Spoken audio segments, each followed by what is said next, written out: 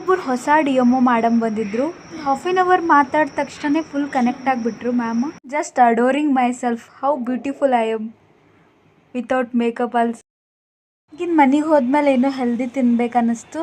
ಅದಕ್ಕೆ ಸಂತ್ರ ಮತ್ತು ದಾಳಿಂಬರು ತೊಗೊಂಡು ಮ್ಯಾಲೆ ಕುಂತಿದ್ದ ಆಜು ಬಾಜು ಮಂದಿ. ನಮ್ಮ ಮನೆಗೆ ಒಂದು 4-5 ಬುಕ್ಸ್ ಭಾಳ ಚಲೋ ಅವ.